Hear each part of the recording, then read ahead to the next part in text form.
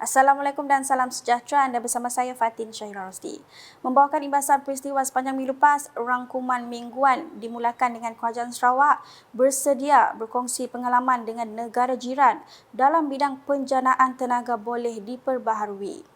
Premier Sarawak Datuk Patinggi Tan Sri Dr. Abang Abdul Rahman Zohari Tun Datuk Abang Openg berkata perkongsian tersebut telah dilakukan untuk manfaat bersama dari segi kelestarian alam sekitar dan pembangunan ekonomi.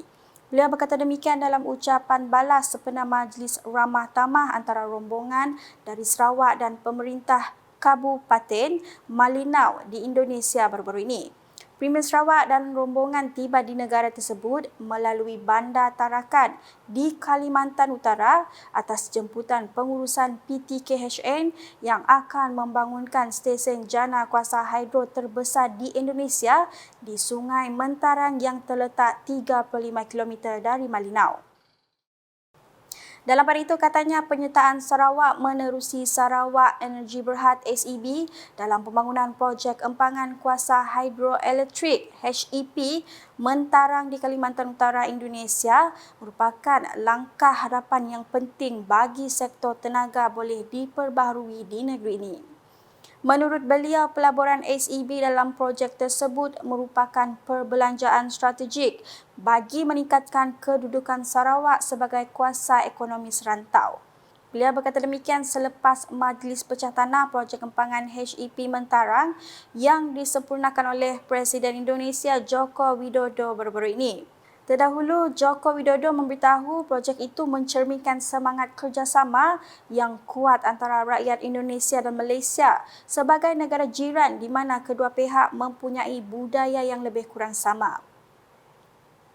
Rangkuman pilihan minggu ini diteruskan dengan laporan mengenai Kerajaan Sarawak akan mengadaptasi sistem saliran terbaik dunia termasuk dari Belanda dalam usaha menangani banjir di negeri ini. Premier Sarawak Datuk Patinggi Tan Sri Dr. Abang Abdul Rahman Zohari Tun Datuk Abang Openg berkata, buat masa ini kerajaan negeri sedang melaksanakan satu kajian menyeluruh dalam usaha memperbaiki sistem saliran sedia ada. Menurut beliau, Timbalan Premier Sarawak Datuk Sri Profesor Dr. Sim Koo Hian yang telah pulang dari Belanda baru-baru ini akan mengetuai usaha itu. Beliau berkata demikian semasa mengadakan lawatan ke Pusat Pemindahan Sementara PPS SJK Chonghua Batu Kawah di Kuching baru-baru ini. Dalam perkembangan lain, Premier Sarawak memberitahu golongan belia di negeri ini diseru agar mempertahankan seni warisan silat dengan sebaik mungkin. Jelas beliau pesilat harus mempertahankan silat secara profesional dan berlatih dengan bersungguh-sungguh agar dapat menjadi juara di peringkat antarabangsa.